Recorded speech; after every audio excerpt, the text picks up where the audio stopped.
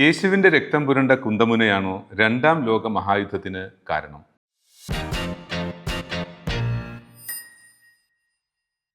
നമ്മുടെ കഥ തുടങ്ങുന്നത് 2000 വർഷങ്ങൾക്ക് മുൻപാണ്.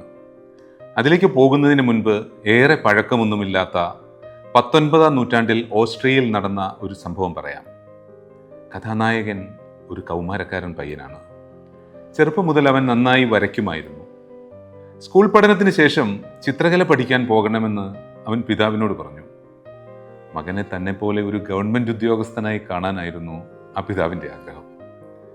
താല്പര്യങ്ങൾ തമ്മിൽ ചേരാതിരിക്കുന്നിടത്ത് ബന്ധം എങ്ങനെയായിരിക്കുമെന്ന് അറിയാമല്ലോ.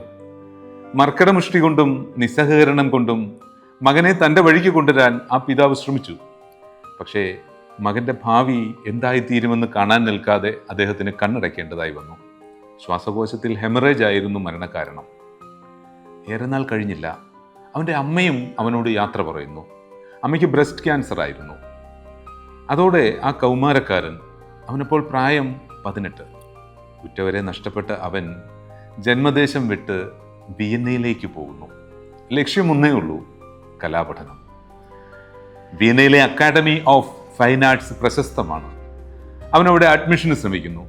പക്ഷേ എൻട്രൻസ് എക്സാമിൽ പരാജയപ്പെടുകയാണ്. തിരസ്കാരത്തിൽ മനം മടുക്കാതെ അവൻ വിയന്നയിൽ തന്നെ തുടരുന്നു. കയ്യിലുണ്ടായിരുന്ന ചില്ലറയൊക്കെ കഴിഞ്ഞതോടെ കടുത്ത ദാരിദ്ര്യം. താമസം അഗതി മന്ദിരങ്ങളിൽ. പോസ്റ്റ് കാർഡുകൾ വരച്ചു വിറ്റും വാട്ടർ കളർ സെയിൽസ്മാനായും കഷ്ടിച്ച് അവൻ കഴിഞ്ഞുകൂടാനുള്ളതൊക്കെ ഒപ്പിച്ചു. അങ്ങനെ അടുത്ത വർഷവും അടുത്ത അക്കാഡമിക് ഇയറിലും അതേ കോളേജിൽ അവൻ എൻട്രൻസ് എഴുതുന്നു. പിന്നെയും പരാജയം. ഇത്തവണ നമ്മുടെ കഥാനായകൻ ഒന്ന് കുലുങ്ങി. എല്ലാവർക്കും ഉണ്ടാവില്ലേ ജീവിതത്തിൽ ഇങ്ങനെ ചില നിമിഷങ്ങൾ? ഒന്നും ശരിയാകുന്നില്ല, എങ്ങും എത്തുന്നുമില്ല. സ്വന്തം അസ്തിത്വം തന്നെ ചോദ്യം ചെയ്യപ്പെടുന്നു. ഇനി എന്തു ചെയ്യണമെന്നറിയാതെ അവൻ വിയന്നയിലെ തെരുവുകളിൽ കൂടെ ഇറങ്ങി നടന്നു. ഏറെ നേരം അലഞ്ഞുതിരിഞ്ഞ് അവൻ ചെന്നു കയറിയത് ഒരു മ്യൂസിയത്തിലാണ്. വിയന്നയിലെ പ്രശസ്തമായ ഹോഫ്ബർഗ് മ്യൂസിയം. പൗരാണികതയുടെ ഗരിമയിൽ മൗനമാണ്ടിരിക്കുന്ന നിരവധി പ്രദർശന വസ്തുക്കൾക്കിടയിലൂടെ അവൻ നടന്നു. പ്രത്യേകിച്ച് ഒന്നും ചെയ്യാനില്ല. ചിത്രകാരനാകാനുള്ള ആഗ്രഹം ഉപേക്ഷിക്കണോ അതോ ഇനിയും ശ്രമിക്കണോ? ടോട്ടലി ബ്ലാങ്ക് ആയിരുന്നു മനസ്സ്. ആ നടപ്പിനിടയിൽ ഏതോ ഒരു ഉൾപ്രേരണ അവനെ ഒരു ചില്ലുകൂടിന് മുമ്പിൽ പിടിച്ചു നിർത്തി. നേരിയ വെളിച്ചം അതിലേക്ക് പോയിന്റ് ചെയ്തിട്ടുണ്ട്. അവൻ സൂക്ഷിച്ചു നോക്കി. കാലപ്പഴക്കം കൊണ്ട് അരികുതേഞ്ഞ ഒട്ടൊക്കെ തുരുമ്പെടുത്ത ഒരു കുന്തമുന വിശേഷ പ്രാധാന്യത്തോടെ ആ ചില്ലുകൂട്ടിൽ പ്രദർശിപ്പിച്ചിരിക്കുന്നു. സമീപത്ത് നിന്ന മ്യൂസിയം ഗൈഡ് അവനോട് അതെന്താണ് എന്ന് വിശദീകരിച്ചു. കാൽവരിയിലെ കുരിശിൽ നിസ്സഹായനായി കിടന്ന ഒരു മെല്ലിച്ച മനുഷ്യനിൽ ഇനിയും ജീവൻ അവശേഷിക്കുന്നുണ്ടോ എന്ന് പരിശോധിക്കാൻ ഒരു പട്ടാളക്കാരൻ വാരിയെല്ലുകൾക്കിടയിൽ കുത്തിയിറക്കിയ കുന്തമുനയാണിത്. അത് മനുഷ്യനല്ല, ദൈവപുത്രനാണെന്ന് കാലം നമുക്ക് കാട്ടിത്തന്നു. പിന്നീട് പല ദേശങ്ങളിൽ പല കാലങ്ങളിൽ പല പല ചക്രവർത്തിമാർ ഈ കുന്തമുന കൈക്കലാക്കി സൂക്ഷിച്ചു. അവർക്കൊന്നേ വേണ്ടിയിരുന്നുള്ളൂ, ലോകം കീഴടക്കണം. ക്രിസ്തുവിൻ്റെ രക്തം പുരണ്ട ആ കുന്തമുന കയ്യിലുള്ളവനെ ആർക്കും തോൽപ്പിക്കാനാവില്ലെന്ന വിശ്വാസം അക്കാലത്തെ രാജാക്കന്മാർക്കിടയിൽ പ്രബലമായിരുന്നു. ആ വിശ്വാസം സത്യമെന്ന് അവരുടെ പിൽക്കാല യുദ്ധവിജയങ്ങൾ ലോകത്തെ സാക്ഷ്യപ്പെടുത്തി. ദാരിദ്ര്യവും തിരസ്കാരവും കൊണ്ട് ആശയറ്റ നമ്മുടെ കഥാനായകൻ്റെ കണ്ണുകളിൽ ആ കുന്തമുന തിളങ്ങി. ആ നിമിഷം, അറ്റ് ദാറ്റ് വെരി മൊമെന്റ്, അയാൾ ഒരു തീരുമാനമെടുക്കുന്നു. ഞാൻ ഇത് കൈക്കലാക്കും. പിന്നെ ഈ ലോകത്തെ എൻ്റെ കാൽച്ചുവട്ടിലാക്കും. അനാഥത്വത്തിൻ്റെ അശരണ നിമിഷങ്ങളിൽ ഒരു കൗമാരക്കാരൻ്റെ മനസ്സിൽ ഇച്ഛാശക്തിയുടെ ബോംബ് വർഷിച്ച ആ കുന്തമുനയെ ലോകം വിളിക്കുന്ന പേര് സ്പിയർ ഓഫ് ഡെസ്റ്റിനി, വിധിയുടെ കുന്തമുന. ലോകത്തിന്റെ സകല പാപങ്ങൾക്കും പ്രതിവിധിയായി കുരിശുമരണം വരിച്ച ആ നീതിമാന്റെ രക്തം പുരണ്ട കുന്തത്തലപ്പിലേക്ക് നോക്കി, ഇതാണ് എൻ്റെ ഭാവി എന്ന ദൃഢപ്രതിജ്ഞയെടുത്ത യുവാവിന്റെ പേര് അഡോൾഫ് ഹിറ്റ്ലർ, ജർമ്മനിയുടെ ഫ്യൂറർ. അഡോൾഫ് ഹിറ്റ്ലർ എന്ന കൗമാരക്കാരനെ ആവേശിക്കുന്നതിന് മുൻപ് ചരിത്രത്തിൽ ഏതെല്ലാം ദുരന്തങ്ങൾക്കും പ്രഹസനങ്ങൾക്കും ഈ കുന്തമുന സ്പിയർ ഓഫ് ഡെസ്റ്റിനി സാക്ഷിയായി എന്നാണ് നമ്മൾ പരിശോധിക്കുന്നത്. കാലം AD 33, സ്ഥലം ജെറുസലേം. അവിടെ റോമാ സാമ്രാജ്യത്തെ വെല്ലുവിളിച്ചു എന്ന കാരണത്താൽ ഒരു ചെറുപ്പക്കാരനെ കുരിശിൽ തറയ്ക്കുകയാണ്. അയാൾ ഒറ്റയ്ക്കല്ല, കൂടെ 2 കള്ളന്മാരുമുണ്ട്. ചെവി ഓർത്തു നോക്കൂ, കേൾക്കുന്നില്ലേ ആർത്തനാദങ്ങൾ? 1-ാം നൂറ്റാണ്ടിൻ്റെ ആദ്യ പകുതി. ജെറുസലേം നഗരത്തിന് പുറത്തൊരു മുൾപ്രദേശം, ഗൊൽഗോഥ എന്നും കാൽവരി എന്നുമൊക്കെയാണ് നാട്ടുകാർ ആ പ്രദേശത്തെ വിളിക്കുന്നത്. പ്രാദേശിക ഭാഷയായ അറമിയാക്കിൽ ഗൊൽഗോഥയ്ക്ക് തലയോടുകൾ നിറഞ്ഞ ഇടം എന്നാണ് അർത്ഥം. അപ്പോൾ മനസ്സിലായി കാണുമല്ലോ, അതത്ര നല്ല സ്ഥലമൊന്നുമല്ല. കള്ളന്മാരെയും കൊലപാതകികളെയും മതദ്രോഹികളെയും മരണശിക്ഷയ്ക്ക് വിധിക്കുന്ന ചാവുനിലം. മരണശിക്ഷ എന്ന് പറഞ്ഞാൽ തൂക്കുകയറോ ശിരച്ഛേദമോ ഒന്നുമല്ല. കട്ടിത്തടിയിൽ തീർത്തൊരു കുരിശിൽ പച്ചയ്ക്ക് പിടിച്ച് ആണിയടിച്ച് തൂക്കിയിടുക. ചാവുന്നതുവരെ അവർ അവിടെ അങ്ങനെ കിടക്കും. നഗരത്തിനകത്തേക്കും പുറത്തേക്കും ആളുകൾ വന്നു പോകുന്ന ഒരു പ്രധാന വഴിത്താരയ്ക്ക് ഇരുപുറവുമായാണ് ഗൊൽഗോഥയുടെ സ്ഥാനം. മിക്കവാറും എല്ലാ ദിവസവും അവിടെ 3, 4, 8, 10 കുരിശുകൾ കാണും. അതിൽ നിറയെ ചോര വാർന്ന് പ്രാണൻ പടിയിറങ്ങുന്നതും കാത്ത് ചില നിർഭാഗ്യവാന്മാരും. ഇന്നവിടെ 3 കുരിശുണ്ട്. 3 ഒക്യുപ്പൈഡാണ്. കുരിശിന്റെ തലയ്ക്കൽ അവർ ചെയ്ത കുറ്റം എഴുതി വയ്ക്കുന്ന ഒരു പതിവ് ആ നാട്ടിലുണ്ട്. അത് വായിച്ചാൽ മനസ്സിലാകും, ഇരുവശങ്ങളിലുമുള്ള കുരിശിൽ കിടക്കുന്നത് കള്ളന്മാരാണ്. നല്ല കള്ളൻ എന്നർത്ഥം വരുന്ന ദിസ്മാസ് എന്ന പേരാണ് ഒരാളുടെ തലയ്ക്ക് എഴുതിയിരിക്കുന്നത്. മോശപ്പെട്ട കള്ളൻ എന്നർത്ഥം വരുന്ന ഗസ്റ്റാസ് എന്ന മറ്റേയാളുടെ തലയ്ക്കലും എഴുതിയിരിക്കുന്നു. നടുക്ക് കിടക്കുന്നയാളുടെ എഴുത്ത് വായിച്ചാൽ മനസ്സിലാകും, അതൊരു പരിഹാസമാണ്. Jesus of Nazareth, the king of Jews, ജൂതന്മാരുടെ രാജാവായ യേശു. അതായിരുന്നു അയാൾ ചെയ്ത കുറ്റവും. താൻ ജൂതന്മാരുടെ രാജാവാണെന്ന് പറഞ്ഞു പ്രസംഗിച്ചു. റോമ സാമ്രാജ്യത്തെ വെല്ലുവിളിച്ചു. ജൂദിയ മുഴുവൻ അന്ന് റോമ സാമ്രാജ്യത്തിൻ്റെ അധീനതയിലായിരുന്നു. അവർക്ക് സഹിക്കുമോ? അധികാരികൾ അവന് കുരിശുമരണം വിധിച്ചു. നിമിഷം കൊണ്ട് ജീവൻ വേർപെടുന്ന അനായാസ മരണമല്ല കുരിശിൽ കിടന്നുള്ളത്. സഹനത്തിൻ്റെ പരകോടിയിലെ മരണമാണത്. ചിലർക്കത് ഏതാനും ദിവസങ്ങൾ നീണ്ടു നിൽക്കും, ചിലർക്കാവട്ടെ ഏതാനും മണിക്കൂറുകൾ മാത്രം. കുരിശേറ്റപ്പെട്ട വ്യക്തിയുടെ ശാരീരിക സ്ഥിതിയും കുരിശേറ്റപ്പെട്ട രീതിയും ഒക്കെ അനുസരിച്ച് ഇത് വ്യത്യാസപ്പെട്ടുകൊണ്ടിരിക്കും. ആണിയിൽ തൂങ്ങിക്കിടക്കുന്ന സ്ഥിതിയിൽ ശ്വാസമെടുക്കാനാവാതെ അസ്ഫിക്സിയേഷൻ എന്ന അവസ്ഥയിലെത്തി ക്രൂശിതൻ പ്രാണൻ വെടിയുകയാണ് പതിവ്. ഇവിടെയും ആ പതിവ് ആവർത്തിക്കുമെന്ന് എല്ലാവർക്കും അറിയാം. അവർ അതിനുവേണ്ടി കാത്തിരുന്നു. ആ സമയത്തെയാണ് വിഖ്യാത സാഹിത്യകാരൻ നിക്കോസ് കസാൻസാക്കിസ് ഒരു നോവലാക്കിയത്, the last temptation of Christ, ക്രിസ്തുവിൻ്റെ അന്ത്യപ്രലോഭനം. കുരിശിൽ കിടക്കുന്ന ക്രിസ്തുദേവന്റെ ഉള്ളിലെ മാനുഷിക ചോദനയും ദൈവവിളിയും തമ്മിലുള്ള ശാക്തിക ബലാബലമാണ് ആ നോവലിൻ്റെ ആശയം. Faith is not the absence of doubt but the courage to believe in spite of it. സംശയം എല്ലാം അകന്ന അവസ്ഥയല്ല വിശ്വാസം. സംശയമുള്ളപ്പോഴും വിശ്വസിക്കാനുള്ള ധൈര്യമാണത്. കസാൻസാക്കിസിൽ നിന്ന് നമ്മൾ പറഞ്ഞു വന്ന കഥയിലേക്ക് വരാം, ഗൊൽഗോഥയിലേക്ക്. കാൽവരിയിൽ 3 കുരിശുകൾ, 3ലും കുറ്റവാളികൾ. അപ്പോഴാണ് ഒരു പ്രധാനപ്പെട്ട പ്രശ്നം അധികാരികൾക്ക് മുന്നിലെത്തിയത്. നാളെ ശാബത്താണ്. ശാബത്ത് എന്താണെന്ന് എല്ലാവർക്കും അറിയാം. ജൂതമത വിശ്വാസം അനുസരിച്ച് ആഴ്ചയിൽ 6 ദിവസം പ്രവൃത്തി കഴിഞ്ഞാൽ 7-ാം ദിവസം വിശ്രമം. വെള്ളിയാഴ്ച സൂര്യാസ്തമനം മുതൽ ശനിയാഴ്ച സൂര്യാസ്തമനം വരെയുള്ള സമയം. ശാബത്തിന് മുൻപ് കുരിശേറ്റിയവരുടെ കാര്യത്തിൽ ഒരു തീരുമാനമുണ്ടാക്കണമെന്ന് അധികാരികൾ ഉത്തരവിറക്കി. ദൈവിക കാര്യങ്ങൾക്കായി മാറ്റിവെച്ചിരിക്കുന്ന ആ ദിവസം കുരിശിൽ ജീവനോടെയോ അല്ലാതെയോ ആള് തൂങ്ങിക്കിടക്കുന്നത് അത്ര നല്ല ശകുനമല്ല. അപ്പോൾ എന്തു ചെയ്യും? ഈ പണി സ്ഥിരമായി ചെയ്യുന്ന പട്ടാളക്കാരുടെ കയ്യിൽ അതിനെല്ലാം പ്രതിവിധിയുണ്ട്. കുരിശേറ്റുമ്പോൾ കാൽപാദത്തിന് താഴെ ഒരു ചെറിയ മരക്കഷ്ണം തറച്ചു വയ്ക്കുന്ന പതിവുണ്ട്. സാഡില എന്നാണ് മരക്കഷ്ണത്തിന്റെ പേര്. തൂങ്ങിക്കിടക്കുന്നയാൾ ശ്വാസം കിട്ടാതെ വരുമ്പോൾ ഇതിൽ ചവിട്ടി വേദന സഹിച്ച് ഒന്നുയരും. അപ്പോൾ നെഞ്ചിൻ കൂടെന്ന അയഞ്ഞ് കുറച്ച് ശ്വാസം അകത്തേക്ക് കയറും. സഹനത്തിന്റെ ദൈർഘ്യം കൂട്ടുകയും മരണത്തിന്റെ വരവ് വൈകിപ്പിക്കുകയും ചെയ്യാനേ ആ അനക്കം ഉപകരിക്കൂ. പ്രയോജനമൊന്നുമില്ല. മരണം പെട്ടെന്നാക്കണമെങ്കിൽ പട്ടാളക്കാർ വന്ന് ആ മരക്കഷ്ണം വന്നത്. ചിലർ പിന്നെയും കാൽപാദം തുളച്ച് കയറ്റിയിരിക്കുന്ന ആണിയിൽ മർദ്ദം കൊടുത്ത് മേലേക്ക് ഉയർന്ന് ശ്വാസമെടുക്കും. അപ്പോഴാണ് ക്രൂരതയുടെ പരകോടി എന്നോണം മറ്റൊരു പണി പട്ടാളക്കാർ പ്രയോഗിക്കുക. ക്രൂശിതന്റെ കാൽമുട്ട് മുതൽ പാദം വരെ ഇഞ്ച ചതയ്ക്കുന്നത് പോലെ അങ്ങ് ചതയ്ക്കും. ലാറ്റിനിൽ ഈ ക്രൂരതയ്ക്ക് പറയുന്ന പേര് ക്രൂറിഫാജിയം എന്നാണ്. 2 പട്ടാളക്കാർ വന്നു. നാളെ ശാബത്തിന് മുൻപ് മൂവരും തീർന്നില്ലെങ്കിൽ പണിയാണ്. അവർ ഇരുവശങ്ങളിലെയും കുരിശിൽ കിടന്ന കള്ളന്മാരുടെ കാലുകൾ ഉരുക്കുദണ്ട് കൊണ്ട് തല്ലി തകർത്തു. ഇവർക്കും അപ്പോൾ ഒന്ന് നിലവിളിക്കാനുള്ള ആവത് പോലുമില്ലായിരുന്നു. നേരിയ ഞരക്കം മാത്രം. ഇനി 1-2 മണിക്കൂറുകൾക്കകം ആള് തീരുമെന്ന് പട്ടാളക്കാർക്ക് അനുഭവമുണ്ട്. നടുക്കത്തെ കുരിശിൽ കിടക്കുന്ന യഹൂദന്മാരുടെ രാജാവിൻ്റെ കാൽച്ചുവട്ടിൽ അവരെത്തി. ഒരു പട്ടാളക്കാരൻ ഉരുക്കുദണ്ട് ഉയർത്തിയപ്പോൾ മറ്റേയാൾ തടഞ്ഞു. എന്നിട്ട് ക്രൂശിതന്റെ മുഖത്തേക്ക് വിരൽ ചൂണ്ടി പറഞ്ഞു, കണ്ടില്ലേ, ശ്വാസമെടുക്കുന്നില്ല, തീർന്നെന്നാ തോന്നുന്നത്. വെറുതെ എന്തിനാ കൈമെനക്കെടുത്തുന്നേ? ഉരുക്കുദണ്ടുമായി നിന്ന പട്ടാളക്കാരൻ്റെ പേര് ലോഞ്ചൈനസ് എന്നായിരുന്നു. അയാൾ മേലേക്ക് നോക്കി. മുൾക്കിരീടമണിഞ്ഞ് കണ്ണുകൾ അടച്ച് ഒരു മനുഷ്യൻ. അനക്കമൊന്നുമില്ല.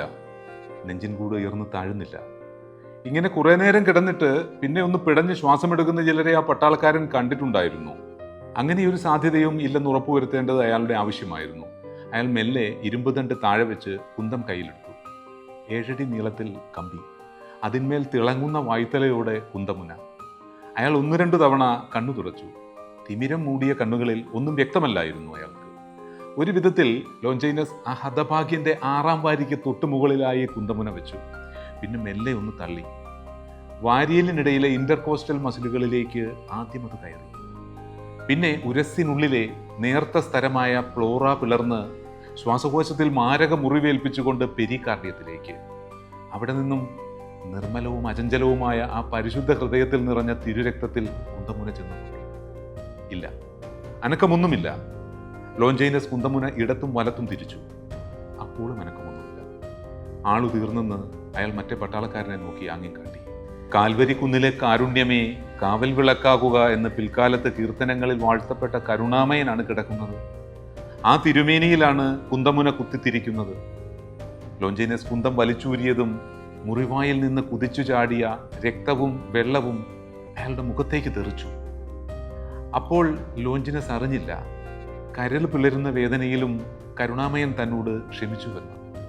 താനും തൻ്റെ കുന്തവും അനന്തകാലത്തേക്ക് വിശ്വാസികളുടെയും അവിശ്വാസികളുടെയും ഇടയിൽ ഓർമ്മിക്കപ്പെടുമെന്ന്.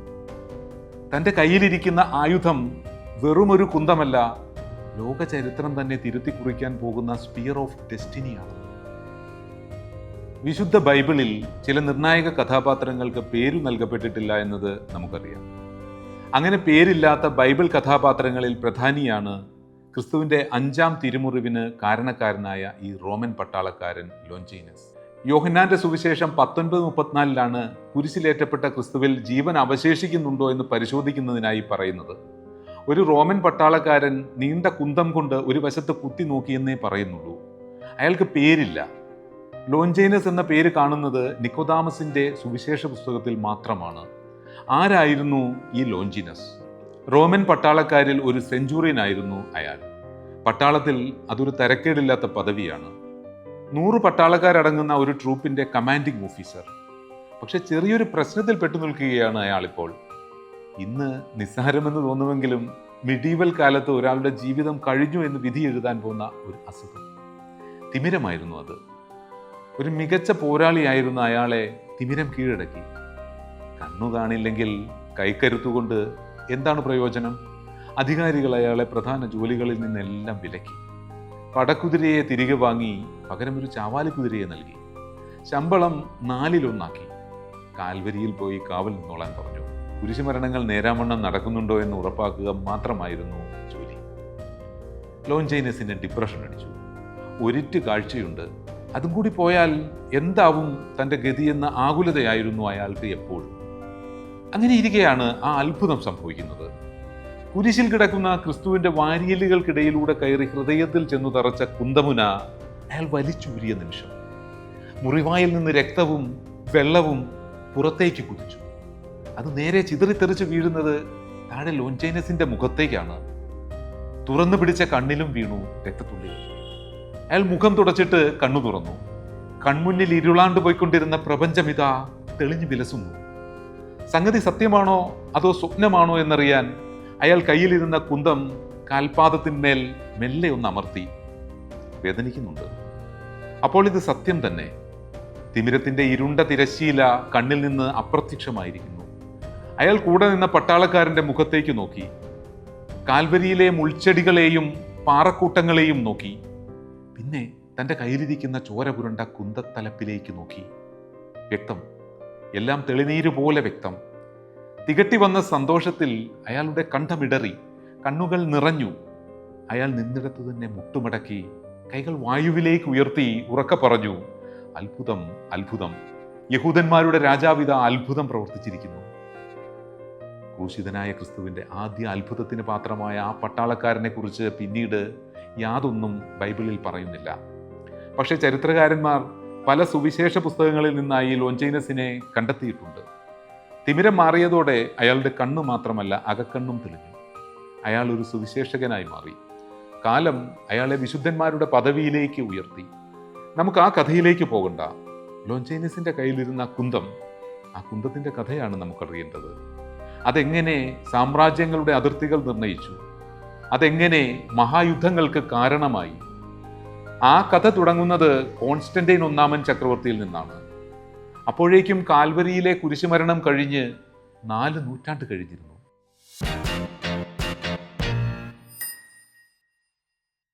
ക്രിസ്തുവിൻ്റെ 5ാം തിരുമുറിവിന് കാരണമായ ആ കുന്തം ലോഞ്ചൈനസ് പവിത്രമായി സൂക്ഷിച്ചു. അപ്പോഴേക്കും കാൽവരിയിൽ അത്ഭുതങ്ങളുടെ ഒരു പരമ്പര തന്നെ അരങ്ങേറി. കഥകളും കഥകളുടെ മേൽ കഥകളും പ്രദേശമാകെ നിറഞ്ഞു.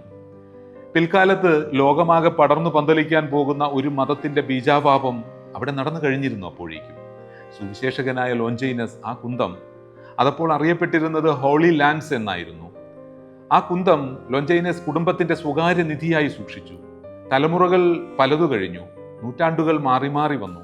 റോമാ സാമ്രാജ്യവും റോമൻ ചക്രവർത്തിമാരും ക്രിസ്തുമതത്തെ ഏറെക്കുറെ അംഗീകരിച്ചിരിക്കുന്ന കാലമായി. ഇതിനോടിടയ്ക്ക് ഹോളി ലാൻഡ്സിന് മേൽ മിത്തുകളും കൽപ്പിത കഥകളും ചേർന്ന് അതീത യാഥാർത്ഥ്യത്തിൻ്റെതായ ഒരു പരിവേഷമുണ്ടാക്കി. ആ കുന്തം ഇപ്പോൾ ഹോളി ലാൻഡ്സ് അല്ല, സ്പിയർ ഓഫ് ഡെസ്റ്റിനിയാണ്. അത് കൈക്കലാക്കുന്നതാരോ അവൻ അജയ്യനാണ്. അവനെ തോൽപ്പിക്കാൻ ലോകത്തിൽ ആർക്കും തന്നെ കഴിയുകയില്ല. CE 4-ാം നൂറ്റാണ്ട്, കോൺസ്റ്റന്റൈൻ ദി ഗ്രേറ്റ് എന്നറിയപ്പെടുന്ന കോൺസ്റ്റന്റൈൻ ഒന്നാമനാണ് ഇപ്പോൾ റോം ഭരിക്കുന്നത്. ചരിത്രത്തിൽ ആദ്യമായി ക്രിസ്തുമതത്തിലേക്ക് കൺവേർട്ട് ചെയ്യപ്പെട്ട റോമൻ ചക്രവർത്തി. അദ്ദേഹത്തിൻ്റെ കാതിലും എത്തി സ്പിയർ ഓഫ് ഡെസ്റ്റിനിയുടെ വാഴ്ത്തുപാട്ടുകൾ. ക്രിസ്തുവിൻ്റെ തിരുശേഷിപ്പുകളുടെ കൂട്ടത്തിൽ അതീവ പ്രാധാന്യത്തോടെ എണ്ണപ്പെടുന്ന ഈ കുന്തത്തലപ്പ് കോൺസ്റ്റന്റൈൻ ഒന്നാമൻ്റെ കയ്യിൽ എങ്ങനെയാണ് എത്തിയത്? അതൊരു ഡിവൈൻ ഇൻ്റർവെൻഷനാണ്. വർഷം CE 312. ചക്രവർത്തിയുടെ യുദ്ധചരിതങ്ങളിൽ സുപ്രധാനമായ മിലിവിയൽ പാലത്തിലെ യുദ്ധത്തിന് ഏതാനും ദിവസങ്ങൾക്ക് മുൻപാണ് സംഭവം. ഇറ്റലിയും വടക്കൻ ആഫ്രിക്കയുടെ ഒട്ടുമുക്കാലും അടക്കി ഭരിച്ചിരുന്ന മെക്സെന്റിയസ് ചക്രവർത്തിയാണ് എതിരാളി.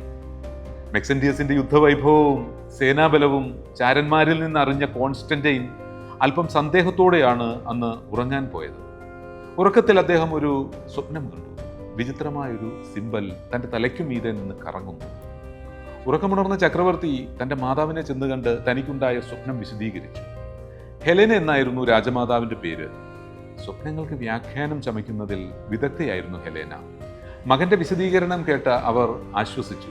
പിന്നെ പറഞ്ഞു, നീ സ്വപ്നത്തിൽ ദർശിച്ചത് ചൈറോ സിംബലാണ്. എന്താണ് ഈ ചൈറോ സിംബൽ?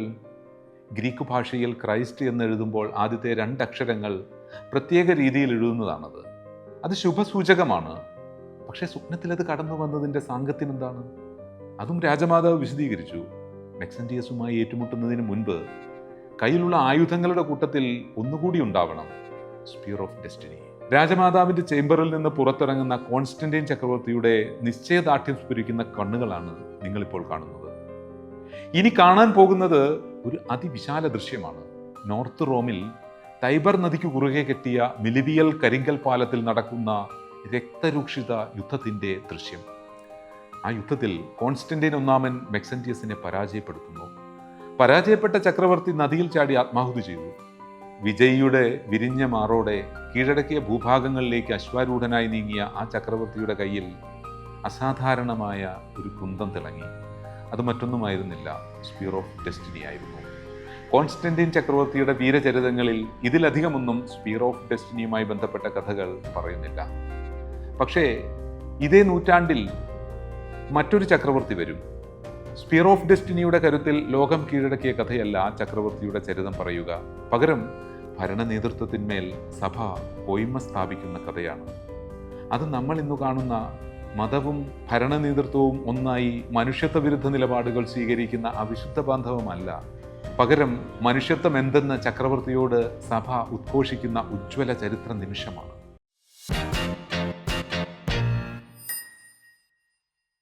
സ്പിയർ ഓഫ് ഡെസ്റ്റിനിക്ക് ഒരു പ്രത്യേകതയുണ്ട്.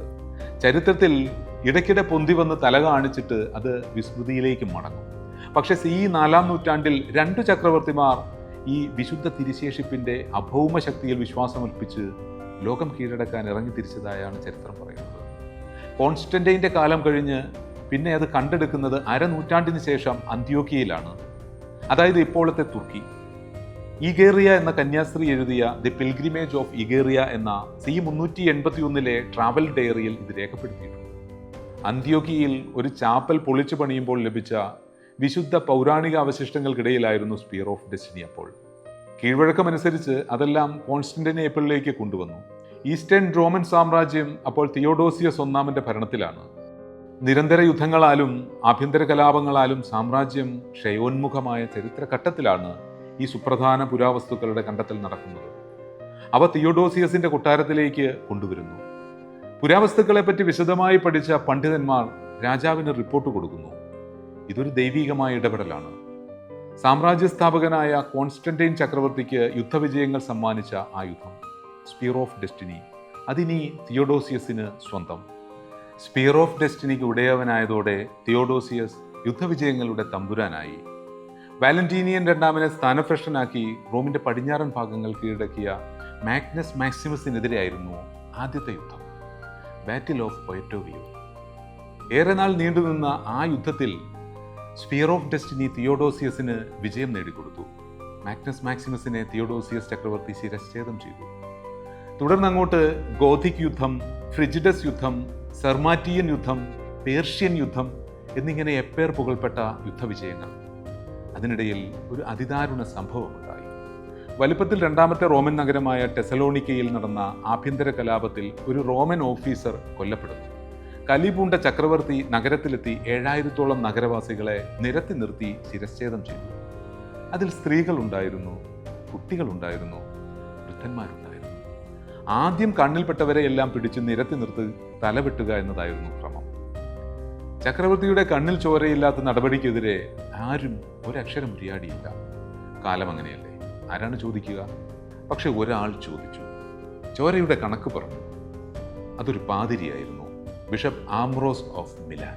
ചരിത്രത്തിൽ ആദ്യമായി ചർച്ച് ക്രിസ്ത്യൻ മൊറാലിറ്റി ഉയർത്തിപ്പിടിച്ച് ഭരണവർഗത്തെ വെല്ലുവിളിച്ച നിമിഷം. അദ്ദേഹം ചക്രവർത്തിക്ക് കത്തെഴുതി, പരസ്യമായി പ്രസംഗിച്ചു. ടെസലോണിക്കയിൽ നടന്നത് നീചമായ മനുഷ്യക്കുരുതിയാണ്, ചരിത്രത്തിൽ ഇന്നേ വരെ നടന്നിട്ടില്ലാത്ത ഹീനകൃത്യം. താങ്കൾ ചക്രവർത്തിയായിരിക്കാം, പക്ഷെ കൊന്നുതള്ളിയ മനുഷ്യരിൽ ഓരോരുത്തരിലും താങ്കളെക്കാൾ അധികം മനുഷ്യത്വം ഉണ്ടായിരുന്നു. അത് ഓർക്കണം. പരമോന്നതൻ ഒരാളേ ഉള്ളൂ, ചക്രവർത്തി തിയോഡോസിയസ് അല്ല, അത് ദൈവമാണ്. ബിഷപ്പ് ആംബ്രോസ് ഓഫ് മിലാൻ ചക്രവർത്തിയെ പള്ളിയിൽ നിന്ന് വിലക്കി. ആദ്യം കോപാവേശമൊക്കെ കാട്ടിയെങ്കിലും ദൈവകോപം ഭയന്ന് മാപ്പ് പറഞ്ഞ് പ്രശ്നം തീർത്തേക്കാമെന്ന് കരുതി അദ്ദേഹം മിലാൻ കത്തീഡ്രലിൽ ചെന്നു. സേവകന്മാർ ചക്രവർത്തി മുഖം കാണിക്കാൻ എത്തിയ വിവരം ബിഷപ്പിനെ അറിയിച്ചു. ബിഷപ്പ് പ്രഭാത ഭക്ഷണം കഴിച്ചുകൊണ്ടിരിക്കുകയായിരുന്നു. കുറച്ചു നേരം അദ്ദേഹം ഒന്നും മിണ്ടിയില്ല. പിന്നെ പറഞ്ഞു, പശ്ചാത്താപം ആത്മാർത്ഥമാണെന്ന് കർത്താവിനും എനിക്കും റോമിലെ ജനങ്ങൾക്കും തോന്നട്ടെ. അതുവരെ എനിക്ക് അയാളുടെ മുഖം പോലും കാണണ്ട. ചക്രവർത്തി സ്തംഭിച്ചുപോയി. ഇങ്ങനെയൊരു നിലപാട് അദ്ദേഹം പ്രതീക്ഷിച്ചില്ല. ഏറെ നേരം കാത്തു നിന്നിട്ട് അദ്ദേഹം തിരിച്ചുപോയി. പിറ്റേന്നും വന്നു. മറുപടിയിൽ മാറ്റമൊന്നുമില്ല. ഓരോ ദിവസവും രാജചിഹ്നങ്ങൾ ഒന്നൊന്നായി ഉപേക്ഷിച്ച് വന്നുകൊണ്ടേയിരുന്നു. കിരീടവും ചെങ്കോലും പാദരക്ഷയും എല്ലാം ഉപേക്ഷിച്ച് സാധാരണക്കാരനായി ആഴ്ചകളോളം ചക്രവർത്തി മിലാൻ കത്തീഡ്രലിന് മുമ്പിൽ ബിഷപ്പിനെ കാത്തുനിന്നെന്നാണ് ചരിത്രം പറയുന്നത്. അവസാനം ബിഷപ്പ് ആംബ്രോസ് രാജാവിന് കൂടിക്കാഴ്ച അനുവദിച്ചു. അതിനാടകീയത നിറഞ്ഞൊരു കൂടിക്കാഴ്ചയായിരുന്നു അത്. തിരുരക്തം പുരണ്ട കുന്തം, ഹോളി ലാൻഡ്സ്, വിധി അങ്ങേയ്ക്കായി കരുതി വെച്ചത് പാവങ്ങളുടെ രക്തം ചിന്താനല്ല, അവരെ സംരക്ഷിക്കാനാണ്. ഇനിയുള്ള അങ്ങയുടെ ജീവിതമാണ് പ്രായശ്ചിത്തം. ബിഷപ്പിന്റെ വാക്കുകളിൽ കരുണ നിറഞ്ഞിരുന്നു, പക്ഷേ ശബ്ദം കനമുറ്റിയതായിരുന്നു, ആജ്ഞാശക്തി സ്ഫുരിക്കുന്നത്. ചക്രവർത്തി ആ ദൈവദാസന്റെ കാൽക്കൽ വീണ് കരഞ്ഞു, മാപ്പപേക്ഷിച്ചു. എന്തു പ്രായശ്ചിത്തം വേണമെങ്കിലും ചെയ്തു കൊള്ളാമെന്ന് വാക്കുകൊടുത്തിട്ടാണ് കിടന്ന കിടപ്പിൽ നിന്നും എണീറ്റത് തന്നെ. തന്നെ ആവേശിച്ചിരുന്ന വിധിയുടെ കുന്തമുന കൊട്ടാരത്തിൽ നിന്ന് പള്ളിയിലേക്ക് മാറ്റുന്നതിനുള്ള നടപടിയാണ് ആദ്യം കൈക്കൊണ്ടത്. പിന്നീടുള്ള കാലം നീതിമാനായ ഭരണാധികാരി എന്ന സത്പേരിനു വേണ്ടി മാത്രമായിരുന്നു അദ്ദേഹം ജീവിച്ചത്. ചരിത്രത്തിൽ തിയോഡോസിയസ് ചക്രവർത്തിയുടെ ഭാഗധേയം അവിടെ പൂർണ്ണമായി. പക്ഷെ വിധിയുടെ കുന്തമുന, സ്പിയർ ഓഫ് ഡെസ്റ്റിനി, മുന്നോട്ട് തന്നെയായിരുന്നു. 2 നൂറ്റാണ്ട് മറയത്തിരിക്കാനാണ് വിധിയെങ്കിലും അതിനുശേഷം താൻ അഭിസംബോധന ചെയ്യാൻ പോകുന്ന ചക്രവർത്തിനിയുടെ അങ്കലാവണ്യത്തിന്റെ തോറ്റം അപ്പോഴേക്കും കുന്തത്തിനു ചുറ്റും ഉയർന്നു പൊങ്ങി തുടങ്ങിയിരുന്നു.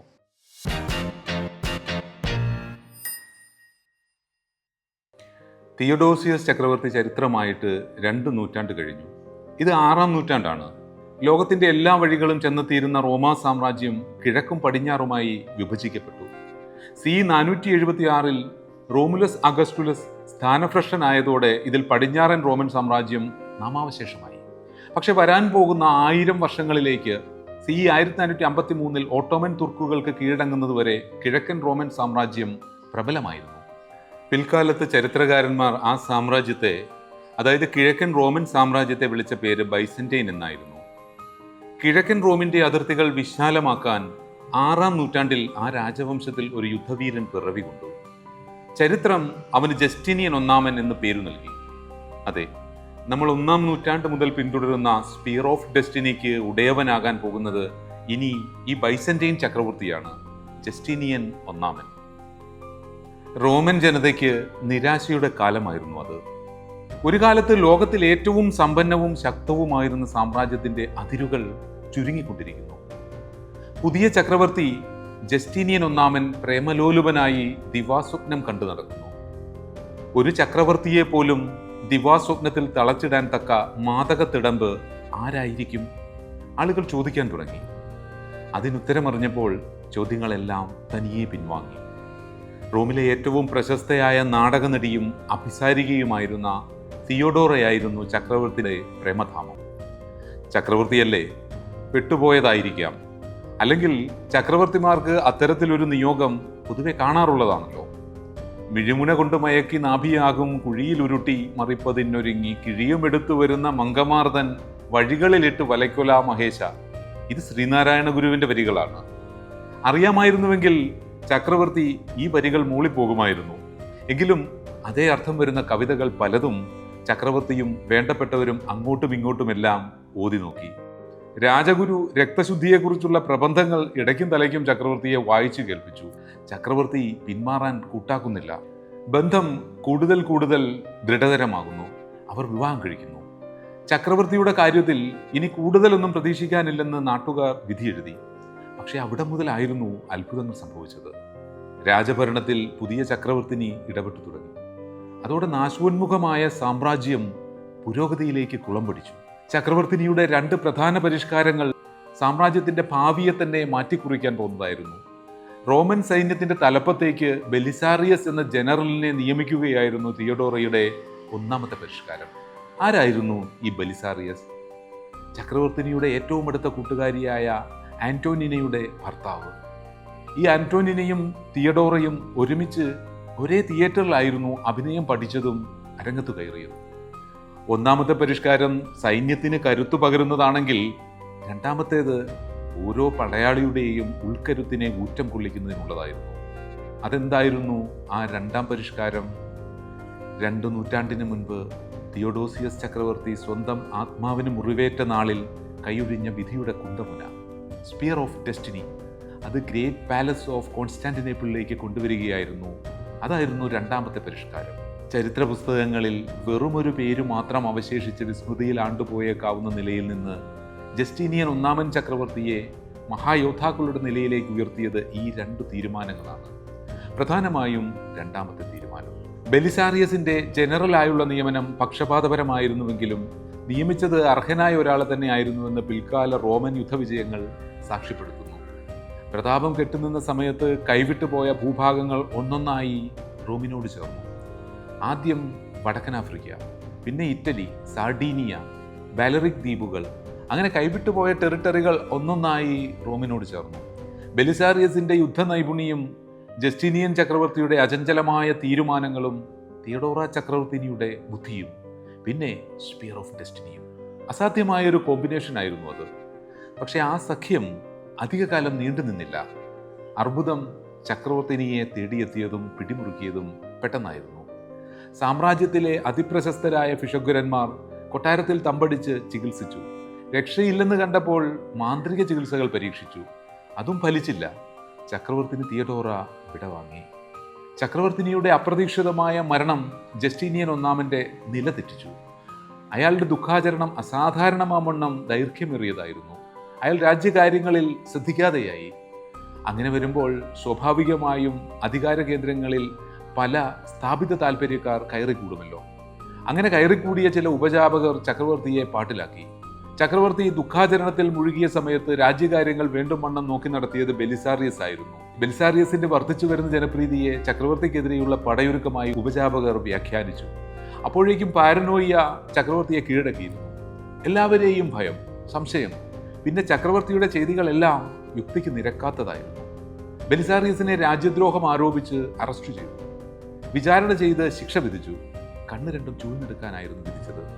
ശിക്ഷ ഉടനടി നടപ്പിലായി. അടിച്ചേൽപ്പിക്കപ്പെട്ട അന്ധതയിൽ മനോധൈര്യം ചോർന്ന ബെലിസാറിയസ് പിന്നെ അധികകാലം ജീവിച്ചില്ല. ഒടുവിൽ വഴിയിൽ കിടന്നായിരുന്നു മരിച്ചത്. ബെലിസാറിയസ് മരിച്ച് 3 മാസം തികയുന്നതിന് മുൻപ് ചക്രവർത്തിയും കഥാവശേഷനായി. കഥയിൽ ശേഷിച്ച കുന്തം പുതിയൊരുടയവൻ വരുന്നതും കാത്ത് ചരിത്രത്തിൽ അങ്ങനെ കിടന്നു. 6-ാം നൂറ്റാണ്ടായതേ ഉള്ളൂ. ഇനി സ്പിയർ ഓഫ് ഡെസ്റ്റിനിയുമായി ഒരു ചക്രവർത്തി ലോകം കീഴടക്കാൻ ഇറങ്ങി പുറപ്പെടണമെങ്കിൽ 3 നൂറ്റാണ്ട് കഴിയണം. അത് കഴിഞ്ഞ് നൂറ്റാണ്ടുകൾ എത്ര കഴിഞ്ഞാണ് അഡോൾഫ് ഹിറ്റ്ലറുടെ കയ്യിൽ ഈ കുന്തമണി എത്തുക? ആധുനിക മനസ്സുകൾക്ക് ഒരിക്കലും വിശ്വസിക്കാൻ കഴിയാത്ത, ചിലപ്പോൾ വിചിത്രമെന്ന് പുച്ഛിച്ചേക്കാവുന്ന എന്തെല്ലാം സംഭവങ്ങൾ ഇതിനെ ചുറ്റിപ്പറ്റി 20-ാം നൂറ്റാണ്ടിൽ നടന്നിരിക്കുന്നു. അതെല്ലാം നമുക്ക് അടുത്ത എപ്പിസോഡിൽ പറയാം. ക്രിസ്തുവിൻ്റെ രക്തം പുരണ്ട കുന്തമുന 2-ാം ലോകയുദ്ധത്തിന് കാരണമായ കഥ.